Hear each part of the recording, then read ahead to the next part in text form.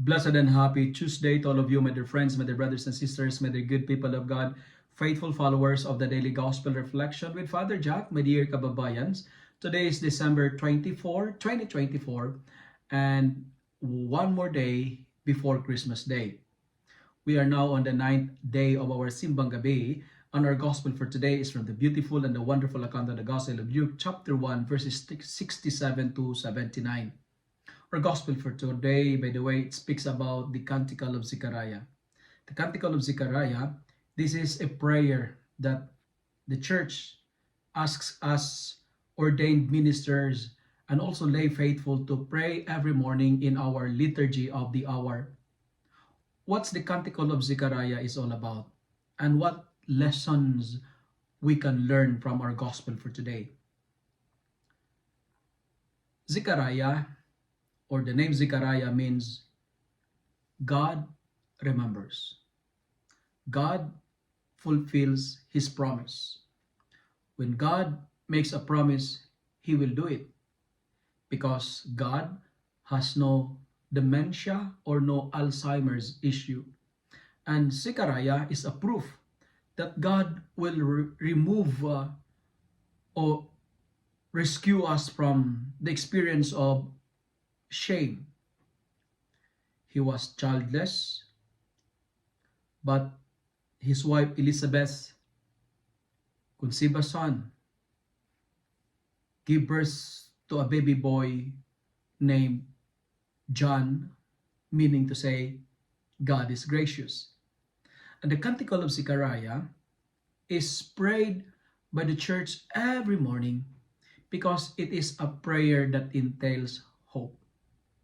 Dear friends, God will give us light to dispel our experience of darkness because if we place our hope and trust in God, we will not be put to shame.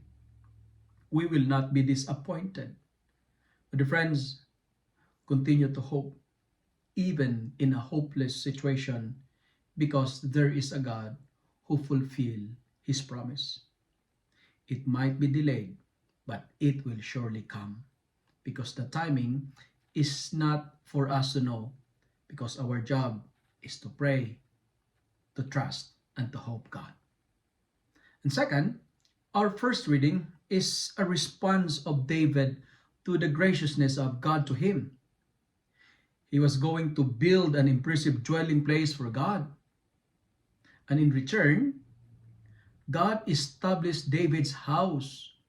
God blessed David's lineage, and from David's line, a Messiah will rise. But friends, what can we learn from today's readings? When God remember your prayers, when God answer your prayers, never forget to return the blessing by praising Him. As what our responsorial psalm is telling us today, forever I will sing the goodness of the Lord. In Tagalog, I love what our first reading is trying to tell us in the life of David. And Jesus and the Lord said to David, dahil pinagawan mo ako ng bahay, aayusin ko ang iyong buhay. Friends, we have to rejoice because our God looks favorably upon us all.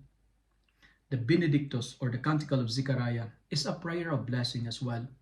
This prayer is a beautiful reminder that dawn always brings light.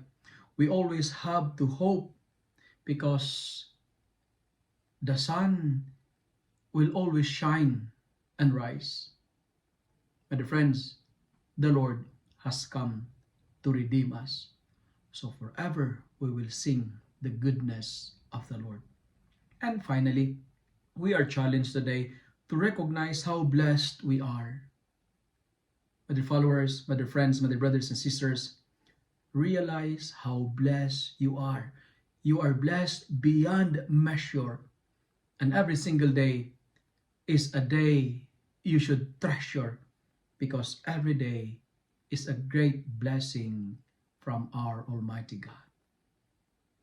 If you love and like this reflection, kindly share it with your friends, share it with your family, Make the word of God viral so that many will be blessed. Amen.